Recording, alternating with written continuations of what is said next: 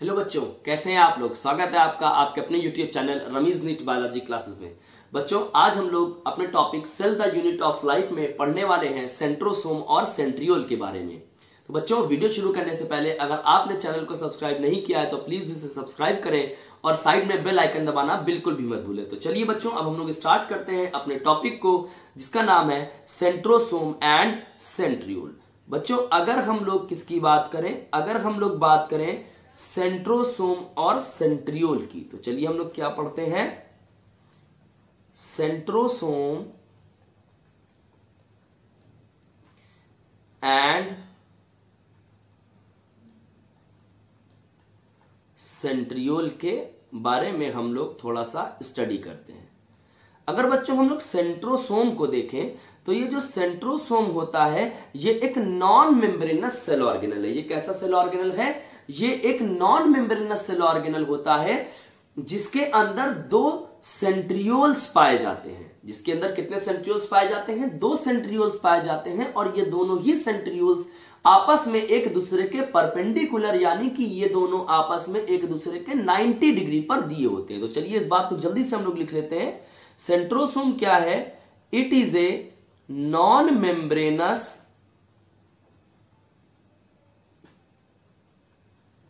Cell organelle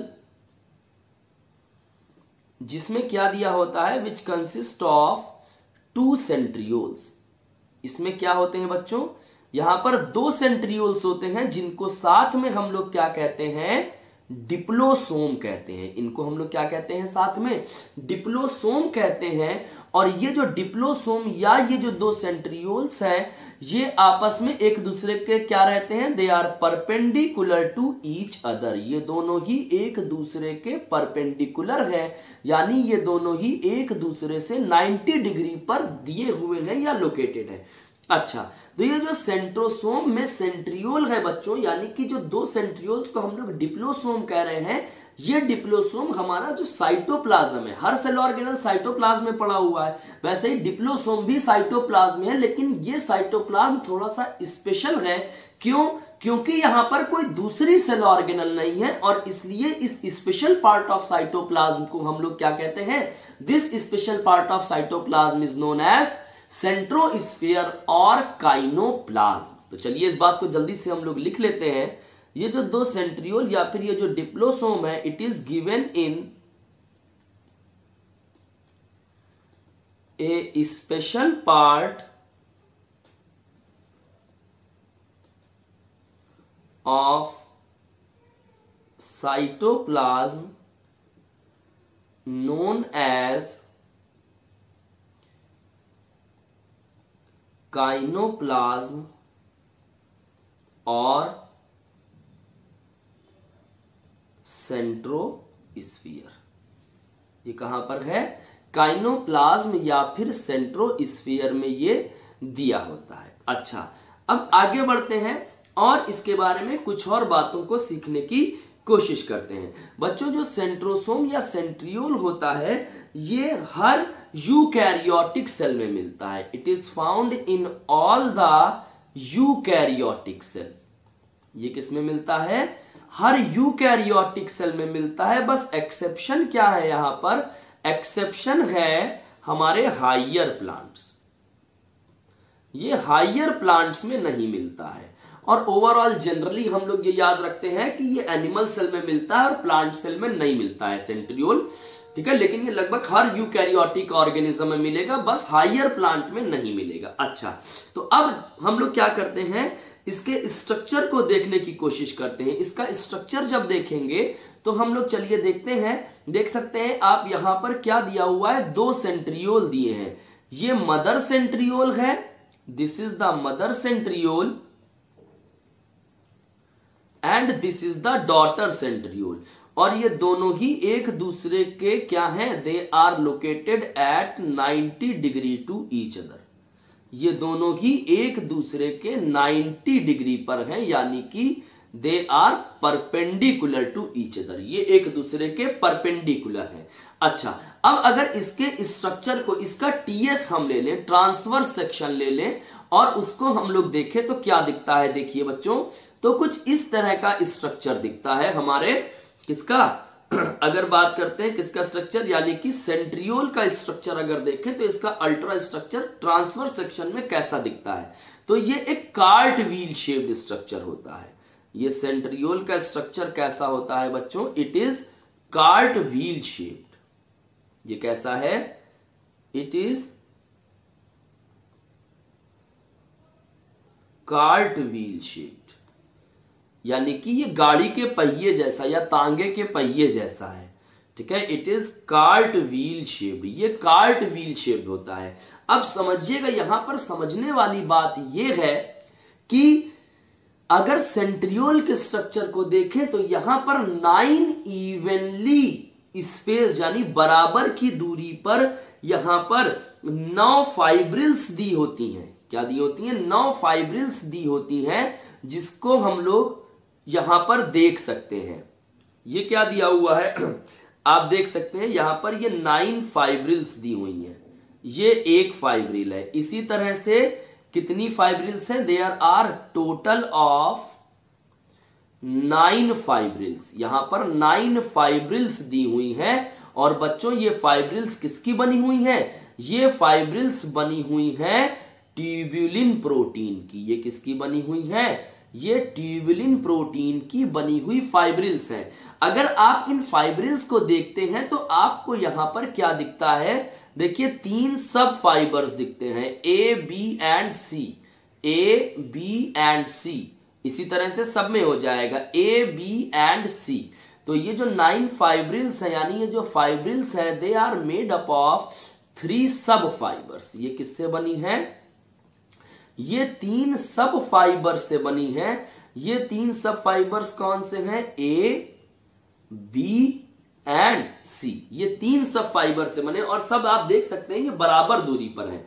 और बेटा ये हर फाइब्रिल यानी ये फाइब्रिल, ये फाइब्रिल, ये फाइब्रिल, जितनी भी फाइब्रिल्स हैं ये आपस में किससे जुड़ी हुई हैं, ये एक लिंकर से जुड़ी हुई हैं बच्चों, जिसको हम लोग कहते हैं सीए लिंकर, और you can also say CA connective. ये मैंने क्या लिख दिया, सीए लिंकर और सीए कनेक्टिव भी इसको हम लोग बोल सकते हैं।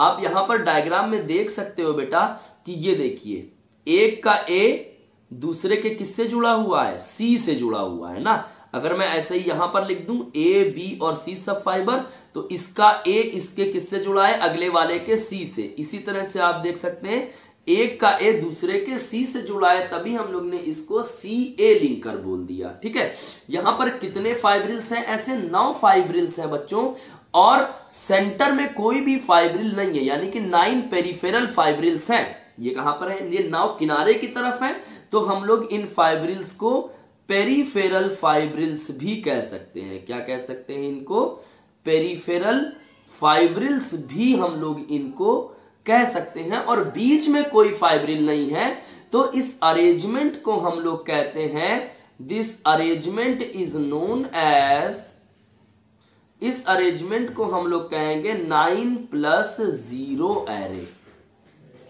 जैसे सीलिया और फ्लैजिया में हम लोग 9+2 एरे या 9+2 अरेंजमेंट बोलते थे, किनारे की तरफ 9 डबलेट थे, बीच में 9 पेयर्स थे, बीच में एक पेयर था, तो 9+2 हो गया था वहां पर। यहां पर क्या है, देखिए यहां पर सिर्फ 9 किनारे हैं, बीच में कोई नहीं है, तो 9+0 डबलेट, यानी सेंट्रल फाइब्रिल नहीं है कोई भी। ठीक है, तो इसको क्या बोला गया, 9+0 एरे बोला गया। अच्छा, तो ये आई होप आपको बात समझ में आ गई होगी। तो ये देखिए ये सीए लिंकर्स हैं। ठीक, ये हमने सीए लिंकर्स बना दिए, और ये हमने यहां पर आपको ट्रिपलेट दिखा दिया ये फाइब्रिल का। अच्छा, अब आगे बढ़ते हैं, तो यहां पर बीच में क्या होता है बेटा, यहां पर आप देख सकते हैं ये एक क्या दिख रहा है, ये एक सेंटर में एक हब दिखता है, एक रॉड शेप्ड प्रोटीनेशियस मास दिखता है। ये क्या है, ये आप देख सकते हो बेटा डायग्राम में, यहां पर एक रॉड शेप प्रोटीनेशियस मास है। ये क्या है, इट इज ए प्रोटीनेशियस मास।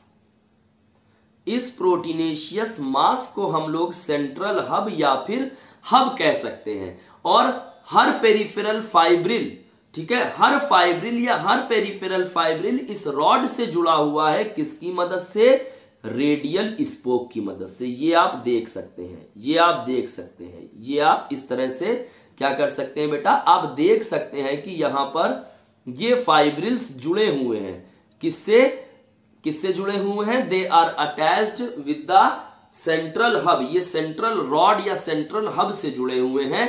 और इन रॉड से ये कैसे जुड़े हैं? They are attached to it by the help of radial spokes. तो ये हमने यहां पर क्या लेबल कर दिया, ये देख सकते हैं आप, ये क्या हो जाता है, ये हमारा रेडियल स्पोक हो जाता है। ये क्या है? ये रेडियल स्पोक है। और ये रेडियल स्पोक क्या कर रहा है? ये फाइब्रिल को जोड़ रहा है। किससे? पेरिफेरल फाइब्रिल को ये किससे जोड़ रहा है? ये पेरिफेरल फाइब्रिल को जोड़ रहा है सेंट्रल रॉड या फिर सेंट्रल हब से। और ऐसे ही कितने स्पोक्स दिखते हैं हम लोगों को? आप देख सकते हैं यहां पर लिखा हुआ है 9 स्पोक्स। ठीक है ना, यहां पर 9 स्पोक्स पाए जाते हैं। अच्छा, बात को बहुत ध्यान से समझिएगा, वहां पर भी 9 रेडियल स्पोक थे, सीलिया और फ्लैजिला में भी। ठीक है, यहां पर भी 9 रेडियल स्पोक्स हैं। ठीक, अच्छा, अब यहां पर हम लोग देख रहे हैं ये कुछ स्ट्रक्चर्स मिल रहे हैं इसको घेरे हुए।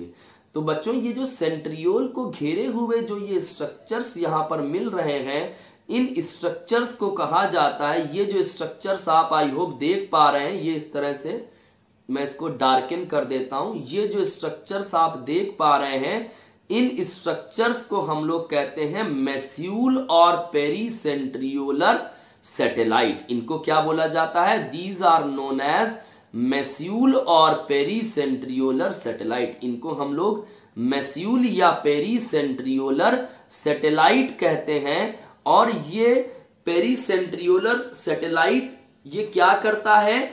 ये जो मेस्यूल या पेरीसेंट्रियोलर सैटेलाइट है, ये एमटीजी का काम करता है। ये एमटीजी क्या होता है? दिस एमटीजी मैं यहां पर लिख देता हूं, दिस मेस्यूल एक्ट एज एमटीजी यानी माइक्रो ट्यूब्यूल जनरेटर का काम करता है। ये किसका काम करता है बच्चों? ये हमारा माइक्रो ट्यूब्यूल जनरेटर का काम करता है। बहुत ध्यान से समझिएगा एक बात, ये किसका काम कर रहा है? ये माइक्रो ट्यूब्यूल जनरेटर, जिसको हम लोग शॉर्ट में एमटीजी भी कह सकते हैं। ये माइक्रो ट्यूब्यूल जनरेटर का काम करता है। और ये माइक्रो ट्यूब्यूल जनरेटर करता क्या है? इट गिव राइज टू, और इट विल फॉर्म, ये क्या करता है? It will form spindle fibres. ये किसको जन्म देता है बच्चों? ये स्पिंडल फाइबर्स का फॉर्मेशन करता है। किस लिए? फॉर द अटैचमेंट ऑफ, किसके अटैचमेंट के लिए? For the attachment of chromosomes. Chromosomes के अटैचमेंट के लिए क्या करता है? ये स्पिंडल फाइबर्स को फॉर्म करता है। ठीक है, तो इस तरह से बच्चों हम लोग ने किसको देखा?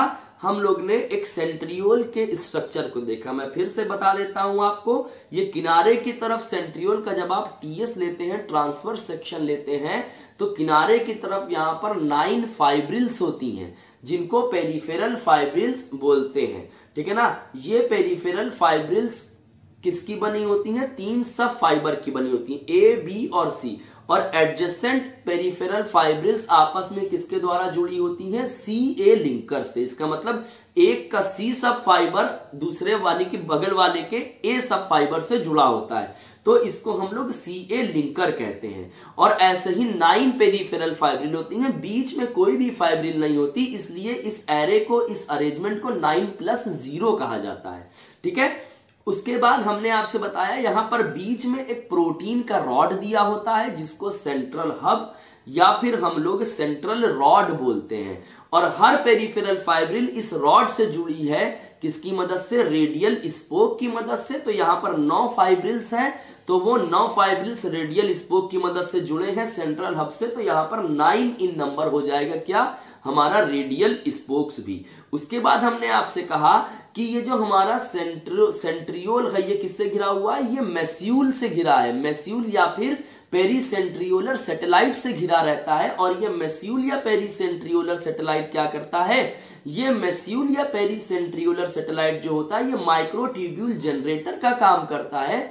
और ये क्या बनाता है, ये स्पिंडल फाइबर्स बनाता है जिससे कि क्रोमोसोम्स आकर के जुड़ते हैं। तो इस तरह से बच्चों हम लोगों ने सेंट्रोसोम और सेंट्रियोल को कंप्लीट कर लिया। अब मैं कोशिश करूंगा कि एक आखिरी वीडियो इस चैप्टर की बनाई जाए जिसमें हम आपको न्यूक्लियस का कंप्लीट स्ट्रक्चर एक साथ पूरा पढ़ाने की कोशिश करेंगे अलोंग विद द क्रोमोसोम। नहीं तो मैं न्यूक्लियस अलग पढ़ा दूंगा, क्रोमोसोम अलग पढ़ा दूंगा और हम लोग चैप्टर को कंप्लीट कर लेंगे।